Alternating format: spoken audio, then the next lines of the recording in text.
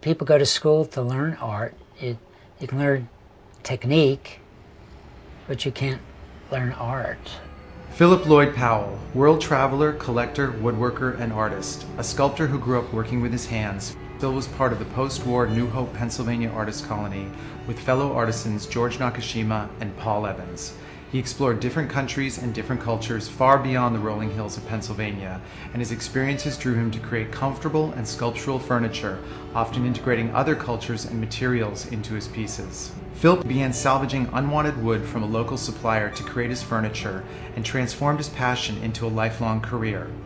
In 1952, Phil opened his second showroom in New Hope with fellow craftsman Paul Evans, where they collaborated on many pieces, blending their opposing materials of wood and metal into works of art, a collaboration that lasted a lifetime. He taught at the Philadelphia College of Art in 1956 and has exhibited at several museums in the past 4 decades. Phil says he's an artist working with furniture that has sculptural qualities that he believes come from the wood's grain rather than the artist's hand.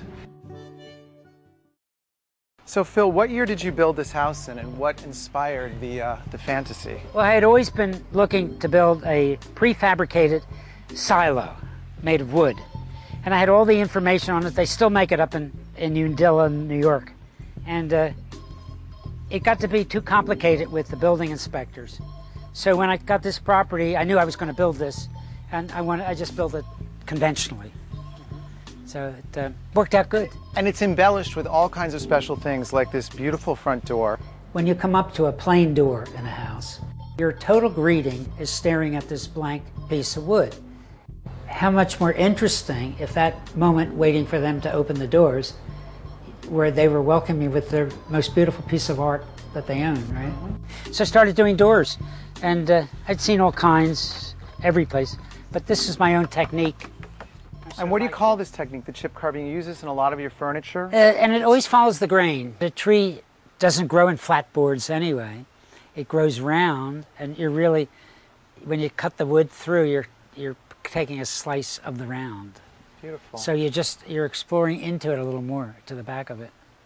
So Phil, you have a door in your workshop right now that you're working on. Can we take a look at it? Sure thing. It's in the real raw, but if you use your imagination, that those pieces are going to become, the pieces I'll show you are going to become these pieces. And there'll be metal on it and different handle.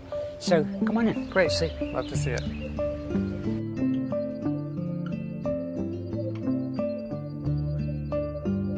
So Phil, we're here in your workshop together, Yes. and you're making a door, and it's in its very rudimentary stage, but you've chosen these beautiful planks of wood. Tell me about the wood that you've chosen and why you chose it, and it's beautiful. These are slices right through a tree. So this is where the bark is. And then inside there's always light.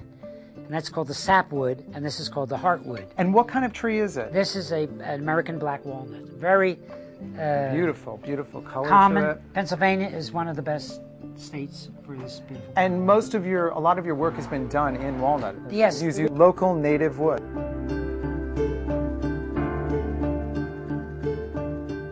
Now, here's the door frame over here. Yes. Which just looks like a regular kind of door with a cutout.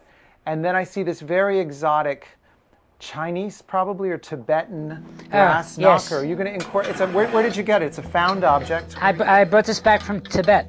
You brought it back from Tibet, really? And let's see, I'll show you where that goes. This door will all be clad in this walnut.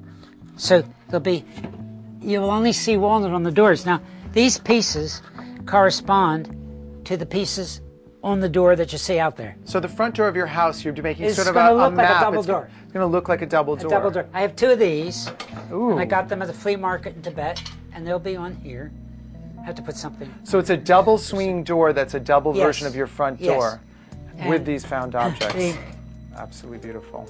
I have to be building or doing something. And so you don't want to do the same thing over and over again. So I'm always looking for something new to get my teeth into.